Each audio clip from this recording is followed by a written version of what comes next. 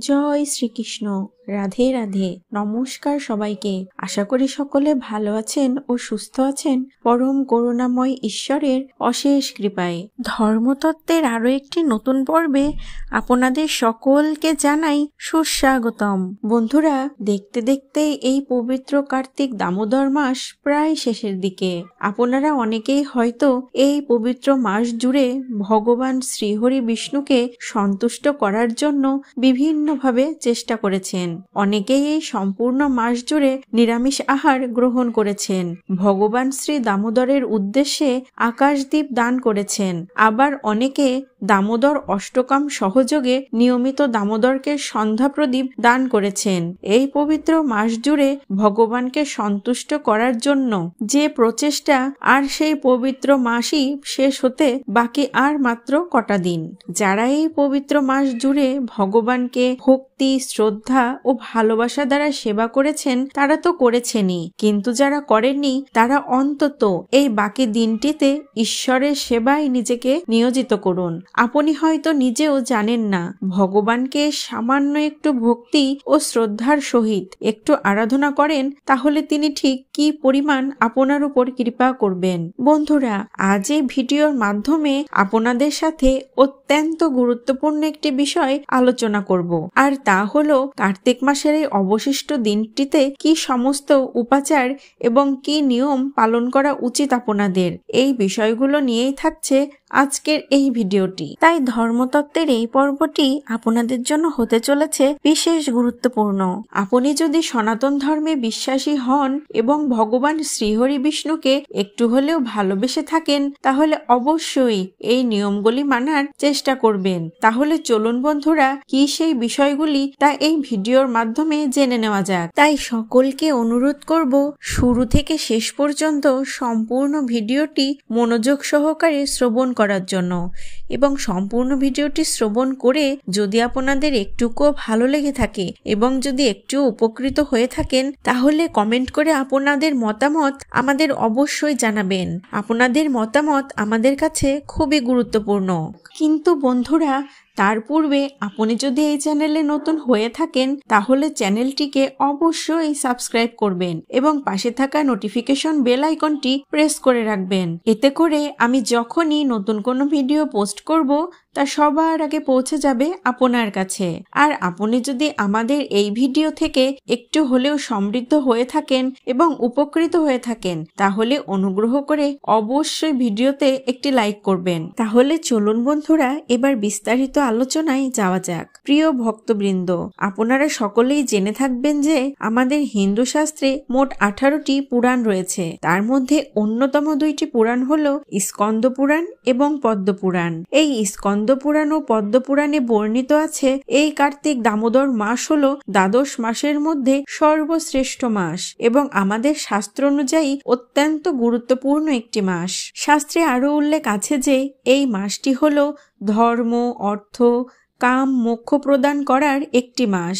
বিশেষ করে স্নান, দান, ধ্যান এবং পুজো এই মাসে বিশেষ ফলদায়ী হয়। তাই অবশ্যই এই মাসের নিয়মগুলো আপনারা পালন করার চেষ্টা করুন। বিশেষ করে অন্তত যেই দিনটি অবশিষ্ট রয়েছে সেই কয়েকদিন করার চেষ্টা করুন এই নিয়মগুলি। আশা করি সুফল অবশ্যই পাবেন। প্রথমেই যে বিষয়টির কথা বলবো তা নিশ্চয়ই আপনি হয়তো প্রতিদিনই করে থাকেন, কারণ হিন্দু গৃহস্থের বাড়িতে এই কাজটি প্রত্যেক দিনই করা হয়ে থাকে। হয়তো আপনার গৃহেও এই কাজটি প্রতিদিনই আপনি করে থাকেন, কিন্তু এই পবিত্র মাসে এই কার্যটি অবশ্যই অত্যন্ত গুরুত্ব সহকারে প্রত্যেকের করা উচিত। আর এই কার্যটি হলো মাতা তুলসী দেবীর সেবা ও দেবী লক্ষ্মীর আরাধনা। যে সকল ভক্তগণ এখনো তুলসী সেবার মাহাত্ম্য সম্পর্কে জানেন না তারা অবশ্যই আমাদের পূর্বের ভিডিওগুলো একটু শ্রবণ করবেন, তাহলে নিশ্চয় আপনি তুলসী দেবীর মাহাত্ম্য সম্পর্কে সমৃদ্ধ হবেন, নিশ্চিতভাবে বলতে পারি। এই পবিত্র মাসের বাকি দিনটিতে আপনি অবশ্যই ভক্তির সহিত একবার হলেও তুলসী দেবীর সেবা করুন। তুলসী দেবী হলেন আস্থা এবং শ্রদ্ধার প্রতীক এবং অপরিমেয় ঔষধি গুণ সম্পন্ন একটি বৃক্ষ।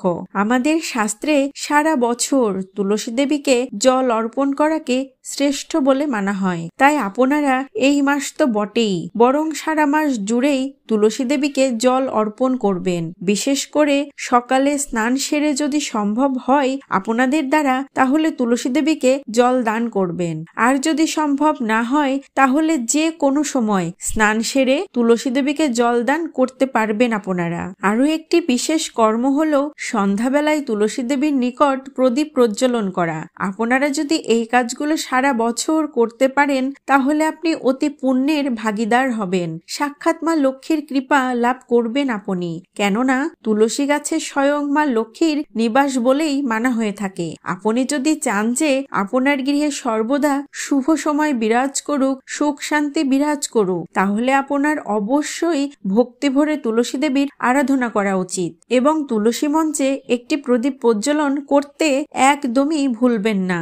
এবং তারই সঙ্গে আরো একটি বিষয় করবেন, তা হলো প্রতিদিন সকালে অন্তত 2-4টি তুলসী পাতা মধু সমেত সেবন করুন এই পুরো শীতকাল জুড়ে।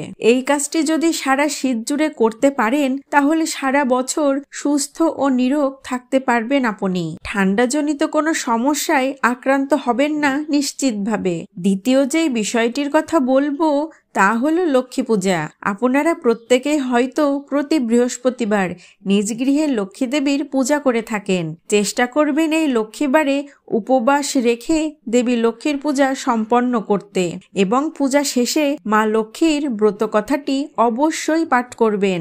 সম্পূর্ণ পূজা শেষে পূজার প্রসাদ গ্রহণ করে উপবাস ভঙ্গ করবেন। সারা বছর মা লক্ষ্মীর কৃপা বর্ষিত হবে আপনাদের উপর। যে সকল ভক্তগণ এখনো নিজের গৃহে লক্ষ্মীবারে লক্ষ্মী পূজা করেন না তাদের উদ্দেশ্যে বলবো, পরবর্তী বৃহস্পতিবার বা লক্ষ্মীবার থেকেই শুরু করে দিন লক্ষ্মী পুজো। আমি শতভাগ নিশ্চিতভাবে বলতে পারি অভাবনীয় পরিবর্তন দেখতে পাবেন আপনি নিজেই। আপনাকে শুধুমাত্র শুদ্ধ মনে ভক্তি ভরে মা লক্ষ্মীর আরাধনা করতে হবে, ব্রতকথা পাঠ করতে হবে, বাকি কাজ মা স্বয়ং নিজেই করে দেবেন। আপনার সুখের সময় আসবেই আসবে। তৃতীয় যে বিষয়টির কথা আপনাদের বলবো তা হলো আপনারা যখন স্নান করবেন তখন এই নিয়মটি মেনে স্নান করবেন। আপনারা যেখানেই স্নান করুন না কেন, পুকুর, নদী অথবা বাথরুমে, স্নানের জলে স্নানের পূর্বে ওং চিহ্নটি অবশ্যই নিজের হাতের আঙুল দিয়ে লিখে দিবেন এবং তারপর সেই জলে স্নান করবেন। আপনি যখনই এই কাজটি করবেন তখন নেগেটিভ এনার্জি যেমন দূরে সরে যাবে, পাশাপাশি গ্রহদোষ থাকলেও তা অনেকাংশে কেটে যাবে। এই কাজটাকে অত্যন্ত শুভ বলে মনে করা হয়। আপনারা চাইলে এই জলে সামান্য একটু মধু ও হলুদ মিশিয়েও নিতে পারেন, তাহলে আপনার গ্রহদোষ থাকলে তা দ্রুত কেটে যাবে। চতুর্থ যে বিষয়টির কথা বলবো তা হলো দান, ধ্যান ও জপ। আপনারা যদি এই পবিত্র মাসের বাকি কটা দিন এই কর্মগুলো করতে পারেন তা অত্যন্ত শুভ ফল দেবে আপনাদের। এই কটা দিন চেষ্টা করবেন আপনার সামর্থ্য অনুযায়ী দরিদ্র ও অসহায় কোনো ব্যক্তিকে কিছু টাকা বা কিছু সামগ্রী দান করার। যদি অন্ন দিয়ে দান করা সম্ভব হয় তাহলে অবশ্যই আপনি অন্ন দিয়ে দান করুন। সব দানের চেয়ে অন্নদান অত্যাধিক শুভ বলে মনে করা হয়। মোট কথা, আপনার দ্বারা যেটুকু সম্ভব হয় সেটুকু দিয়েই আপনি দান করুন, কিন্তু তবুও করুন। পরবর্তী হলো ধ্যান ও জপ। প্রতিদিন আপনার ইষ্টদেবতাকে স্মরণ করুন, তার নাম জপ করুন, পূজা অর্চনা করুন, তাকে ধন্যবাদ জানান। আপনি যা কিছু পেয়েছেন এ সমস্ত কিছুর জন্য তাকে ধন্যবাদ জানান এবং তার কাছে আপনার মনস্কামনা ব্যক্ত করুন। যদি সম্ভব হয় তাহলে প্রতিদিন 2 বার এই কর্মটি করার চেষ্টা করুন। আর যদি সম্ভব না হয় তাহলে অন্তত দিনে 1 বার আপনার ইষ্টদেবতাকে ভক্তি ভরে স্মরণ করুন, তার ধ্যান করুন। আপনারা প্রতিদিন মাত্র একটি গীতার শ্লোক পাঠ করুন। এই অভ্যাসটি গড়ে তুলুন নিজের মধ্যে।